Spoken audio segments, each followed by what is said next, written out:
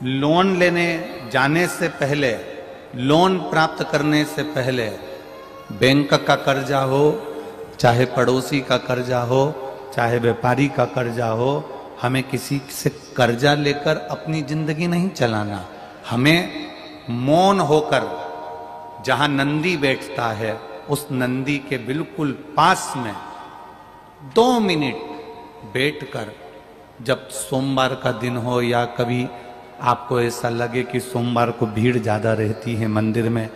जब बाबा तुमको एकांत में मिल जाए, अकेले मिल जाए, एकांतेश्वर मिल जाए, तुम उसके पास में जहां नंदी बैठता है उसके नजदीक बैठकर नंदी के चरण का स्पर्श अपने हाथों से करते हुए, जैसे नंदी महादेव का दर्शन करता है, वैसा दर्शन जिस दिन आप दिल से मौन रहकर महादेव का करना प्रारंभ कर दोगे, आपको लोन की जरूरत नहीं पड़ेगी, मौन में सब कुछ प्राप्त हो जाएगा।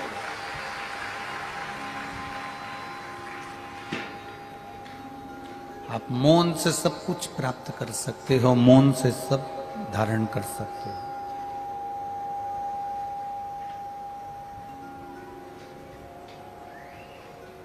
नंदीश्वर के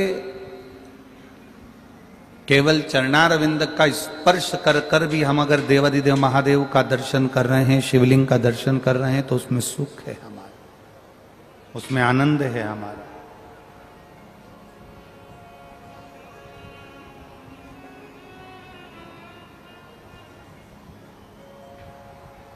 एक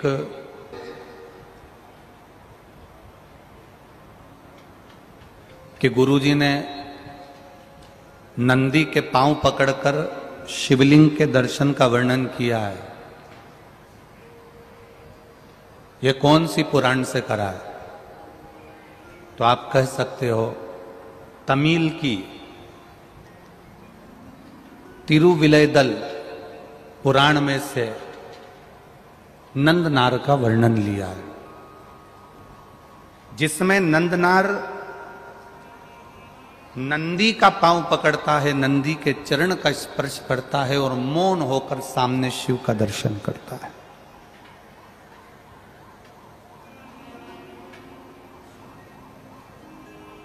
इस व्यासपीठ से जब जितनी भी कथाएं आपको कही जाती है, वो किसी ना किसी पुराण में से कोई उपाय भी अगर आपको बताया जाता है कि 5 जगह जल चढ़ाना, या बेलपत्री में जल चढ़ाना, या शिव जी के शिवलिंग पर जल चढ़ाना, या दुर्वा चढ़ाना, या बेलपत्र चढ़ाना, ये बिना कहीं लिखे हम इस व्यासपीठ से बोलते भी नहीं है। उसको पढ़ा है, देखा है, कौन सी पुराण में से, किस जगह से, एक पुराण नहीं कई पुराणों का वर्णन उसमें लेकर शिव पुराण की कथा में चलते हैं, कई पुराण। अगर आपसे कोई पूछे कि सियोर वाला महाराज बोला कि